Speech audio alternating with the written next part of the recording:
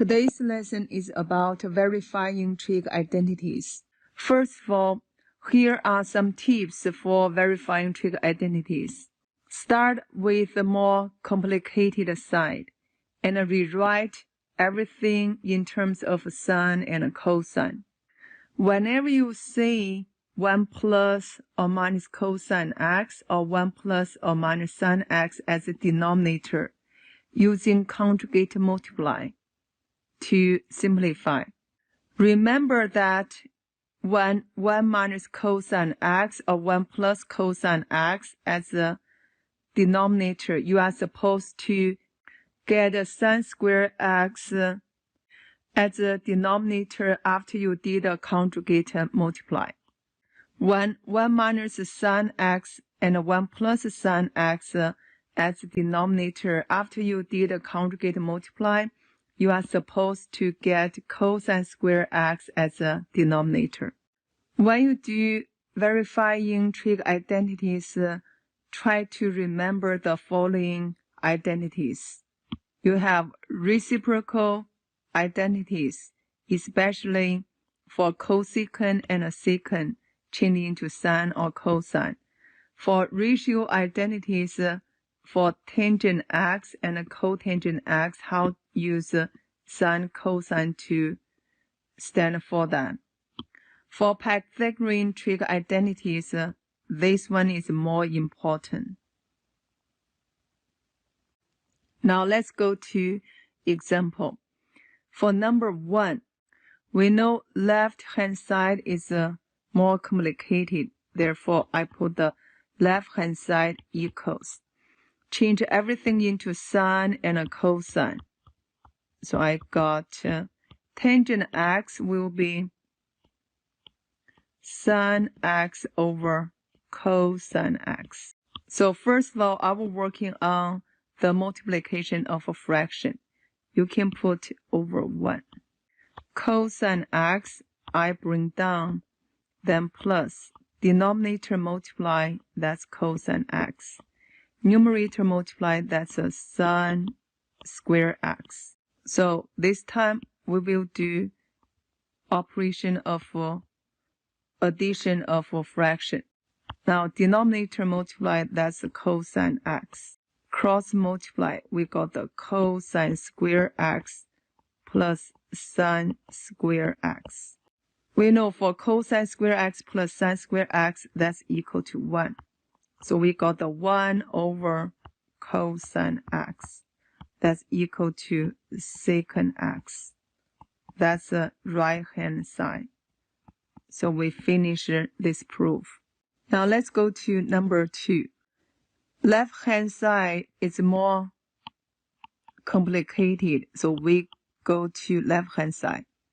Change everything into sine cosine.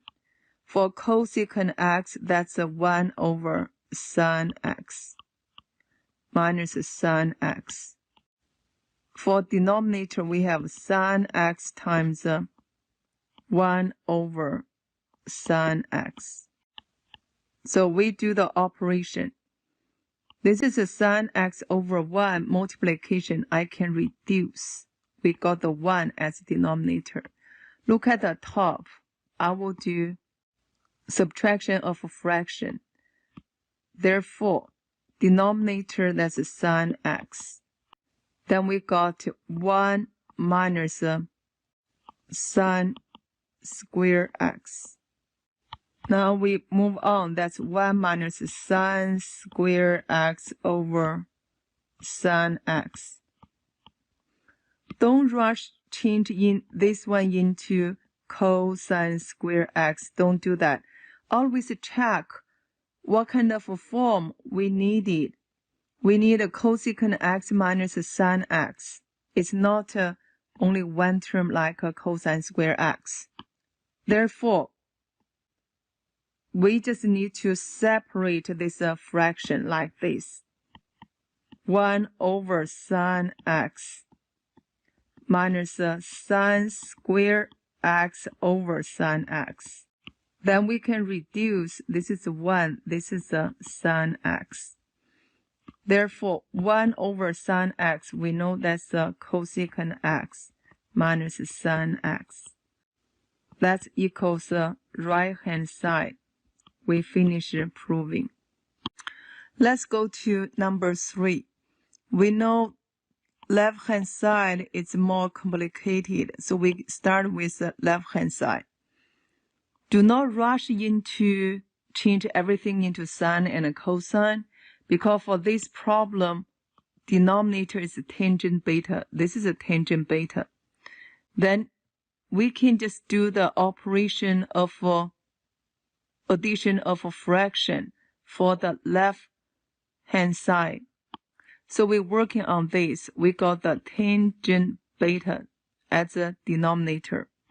Then top, we do the cross multiply. You will get the 1 plus tangent square beta. If you know secant square beta minus tangent square beta equals 1, then secant square beta equals 1 plus tangent square beta. If you know this formula, then you can just directly get secant square beta over tangent beta. If you cannot remember this formula, then denominator don't change, because tangent beta is a denominator on the right side. So we change the tangent into sine square beta over cosine square beta. Therefore, denominator, that's the tangent beta. We still do addition of fraction, that's cosine square beta. Then cosine square beta, we do cross multiply at sine square beta. This part, that's 1. So we got to 1 over cosine square beta over tangent beta. 1 over sine square beta, that's a secant square beta over tangent beta. That's the right-hand side. Now we finish this proving. This problem tells us that when you do verifying trig identities, always analyze both sides so that you can get the better way to figure this out. Now let's go to number 4. We know left-hand side is more complicated. Then when you analyze the left side, you see the signal for conjugate multiply. So for this part, you can just bring down 1 plus sine theta. Denominator, that's cosine theta, plus we do conjugate multiply for 1 plus sine theta.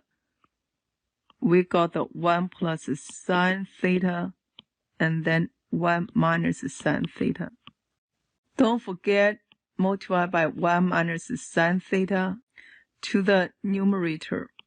We know that when you do conjugate multiply, we are expected to get cosine square theta as a denominator. So we work this out. That's 1 minus sine square theta. That will be cosine square theta. So I bring down 1 plus sine theta, cosine theta. And I add this one, change into cosine square theta. Look at the top, we got the cosine theta times 1 minus sine theta. Then we can reduce 1 cosine theta. Remember, don't do distributive property during the process of verifying trig identities, because we want to reduce the factor. So we got the cosine theta as a denominator. Then to the top, I got the 1 plus sine theta. And for this part, that's 1 minus sine theta here. Then I combine like terms, cancel out. We got the 2 over cosine theta. That is 2 secant theta. That's the right side. We finished the proof. Now let's go to number 5. For number 5, this gives you the signal to do the conjugate multiply. Therefore, for this trig identity, we need to start with the right-hand side. That's cosine y over 1 minus sine y. We do conjugate multiply. 1 plus sine y. Top and bottom. The expected answer will be cosine square y as a denominator. So we do this too.